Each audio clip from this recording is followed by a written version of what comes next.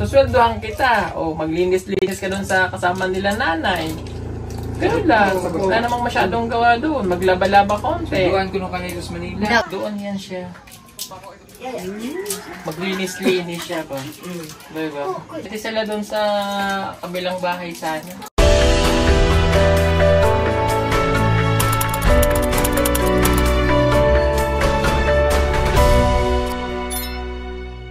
So ayan mga kababayan, magandang araw at magandang buhay sa inyong lahat mga kapugong biyahero, mga charity viewers.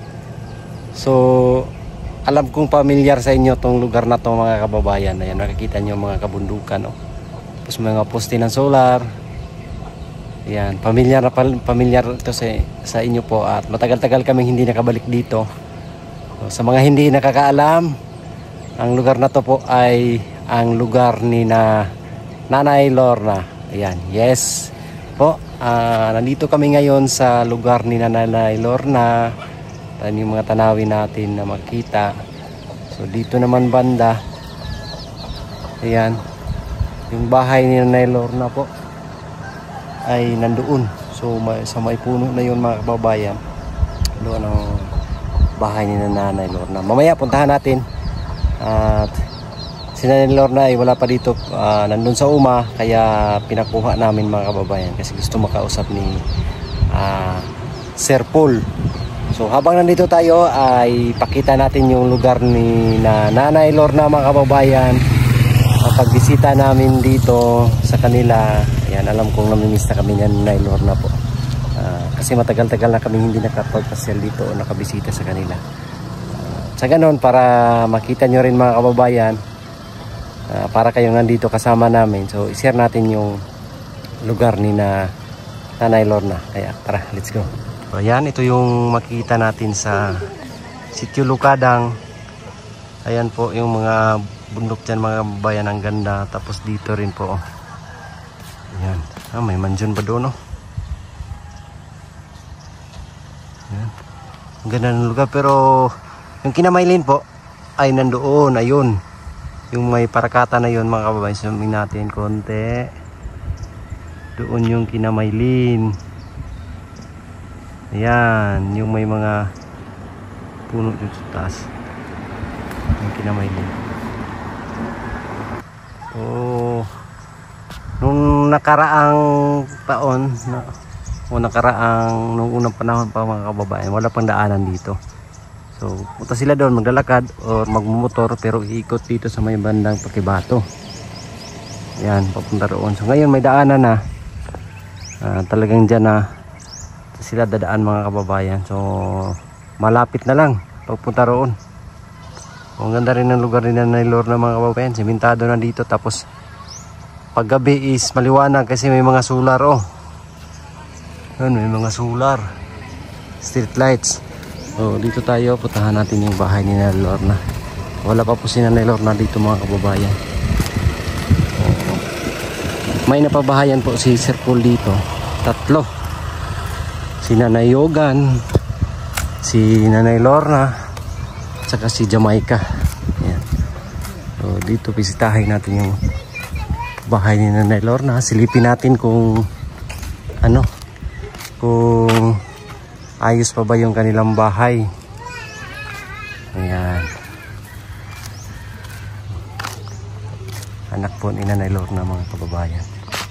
So ayan po, so yung kasabit hindi pa rin tinanggal ni nanay.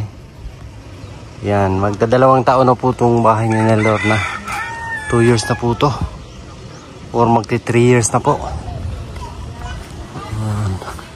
So walang tao kasi si Nanay Lorna ay nandun sa Uma. Ayan, so ito yung paggamutan nila dito. Ito nang gagamot si nanay. Ayan, so, pwede rin siya magtinda dito pag may kapital. Ang bahay nila. Tapos doon yung CR. So sinadya na nasa labas yung CR para kung sino gusto mag CR pwede.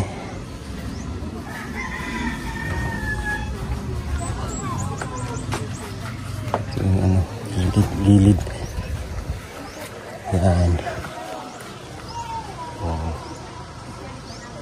Okay pa mga kababayan. Maganda pa rin yung bahay ni nanay. Tapos yung mga niyog dito, grabe yung bunga po.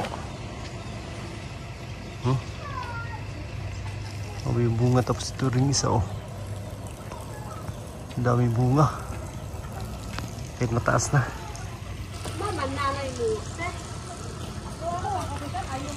Nag-fade yung mga pintura. Pintura niya nag-fade. Dito naman. Kami rin yung gumawa nito mga kababayan. Kami ni Ider PB Panday. So tinapos namin to is yung 3 bahay ang ginawa namin ng mga 2 buwan. 3 bahay na po yan mga kababayan. So ito, mga tapos namin 1 buwan. Ano lang po, kabilis. Ganda pa rin. Tapos ito naman yung mga nila dito, ang kapitbahay. Nila na Lorna. Simpleng-simple lang yung mga dito. Mga sitwasyon. Tapos dito yung mga kaibigan natin na sina Dugi. Tabi tayo Dugi ha. Ayan, ang bait. Tabi tayo, dito lang ako. Huwag ka magalit. Tabi tayo, ang bait ni Dugi. Diyan ka lang Dugi.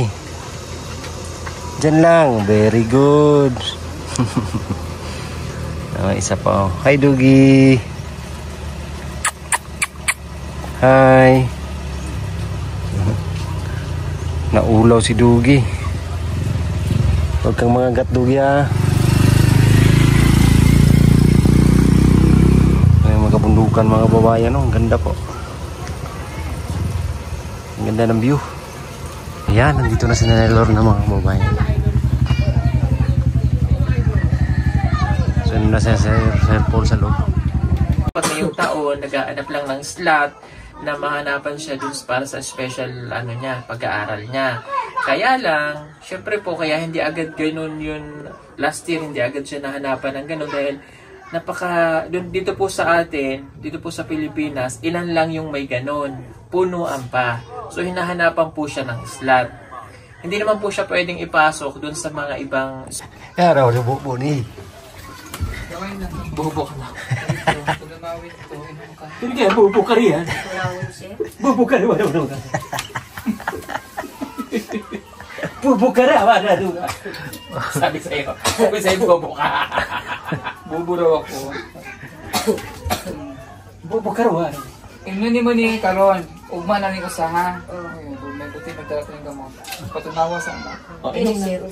Kini sa usip-on. Kini sa halanat. Pag may lagnat ka. Inumin mo na. Inumin mo na din itong para sa Ano pa iniinom mo? Promosin. Lagyan mo ba ng tubig? Huwag yan na. Tubigan mo pa pa. Lagyan mo ba ng tubig? Tumagi tubig mo.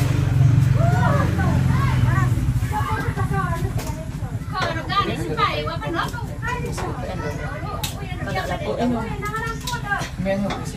Hindi, patunawin mo. Uyusa, tunawa sana. Tanawa ko, iyaan, sige ragilak-ilak.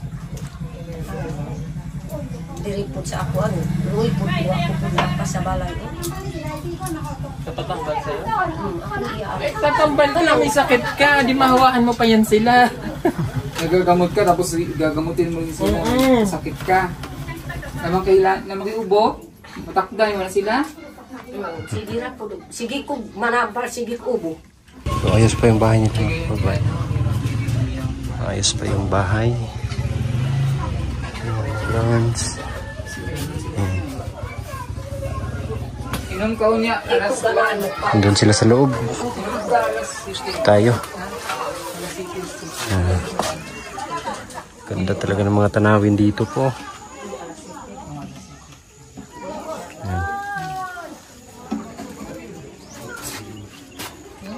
Merong dumating nakamotor, magpapagamot daw yan kay Nanay Lorna dito sa gilid. So maya maya pag alis siguro namin pagabot yan. Si Nanay Lorna is manggagamot. Balangkoy. Ako alpon, anagon ang balangkoy. Susweldohan kita. O maglinis-linis ka doon sa kasama nila nanay. Ganun lang. Wala namang masyadong gawa doon. Maglaba-laba konti. Tuwan ko nung kanina sa Manila. Ingon man po, imong tatay na gusto daw mo. Uban po. Kaso na meron ka ng mga apo dito. Mo, sasama dito sa tatay. Sila dalawa. Nabingaw daw sila. Pwede sila doon sa kabilang bahay sana. Ano? Ang sarap, no? Kaya ano, sa... Hindi, sa solar. Doon sana sila. Kaya lang, Kay kugyan man po sila. may kaso nga, may mga obligasyon siya, mga apo niya. Yung mga apo. Kung si Ninita hindi nagdesisyon na umuwi, doon yan siya. Maglinis-linis siya ba? Diba? Mangayo daw, tambal. Patambal po sila. O sige, kami aalis na. Tambalan mo muna yan. Ayun, papagamot. Sige. Ikaw po mangayo, tambal sir. Mayo nga po, sir. Kanang po imong gipangita sir dito sa damilang na. Di man, wa man po nakakita. Ito si Ruina bitaw sir katong gipangutanan ninyo. Wa man po sila nag-ingon po ang silingan. Nara din Na sa po dias tapad. balay. Kaya di man makakita sa imuhan. Kanang atukas damilang. Sige na po naghilak. O dito sa damilang. Yung mga gamot, kailangan din gamutin. Ang tambalan. Ang mananambal, ang mananambal, Na, Mananang. sakit din ang mananambal. Ano man siyang manambal din siya. Manambal na, may sakit din. Ay, mamayang gabi ang manananggal na to. Sanghan man po patambal sir na naiubo ka na lang po nagibalhin na sa akong lawas. Kaya may pudihata. Mga gudong. Bisag sisila lang wala. Kung may Mubalin na po diri sa akong lawas ang sakit ko. Di ko mahatagan kay. Kanang muhatag sa ako isang gamay. Dito mubalhin ang sakit sa kwarta, ihatag, manok. Ang sakit dito po mubalhin. Sir, pwede mga yung kuhan ka nang kuna kay kwarta kay ipalit-palit na ko sa akong kuhan maintenance. Loya yung taon ko sir, kay dugay na ako nga din ako makakita sa kalimutan. Asawa niyo po? Na. Yung mga anak niya.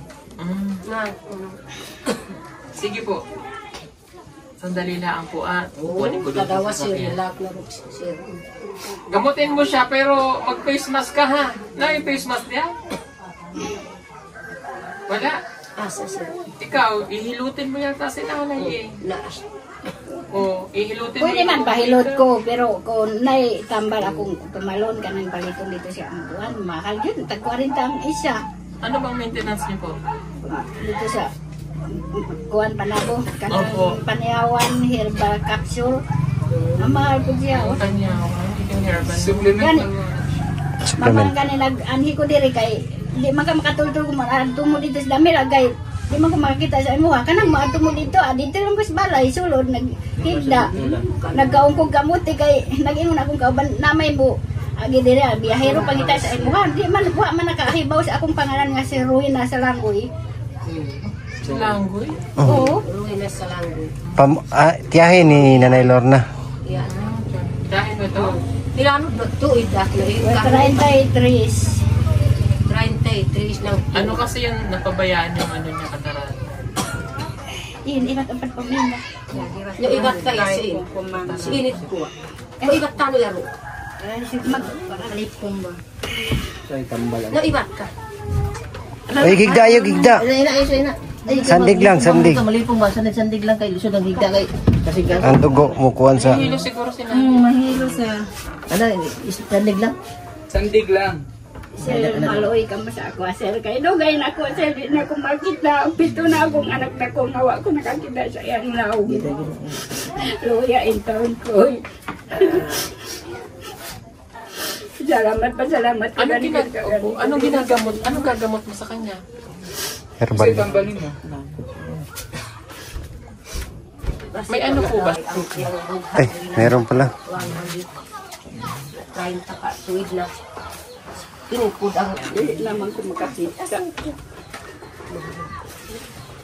So habang nandyan kami sa loob mga kababayan, ay mayroong dumating na nagpapagamot kaya maraming tao. Si Nanay Lorna po is isang magagamot dito sa kanilang lugar. tawag dyan sa ano sa siyang Babaylan. Ayan, siyang Babaylan si Nanay Lorna. Merong mga tumitingin kasi nahihilo yung ano may sakit na ginagamot ni nanay siya nandun sa loob. Nandun sila Sir Paul. Tayo dito lang sa labas. Hinihilot ni Nanay Lorna. So, meron siyang mga gamot na pinapahid sa may sakit sa pasyente. So yan nga mga kababayan, hindi na kami magtatagal at alis na kami. Basta pa kami.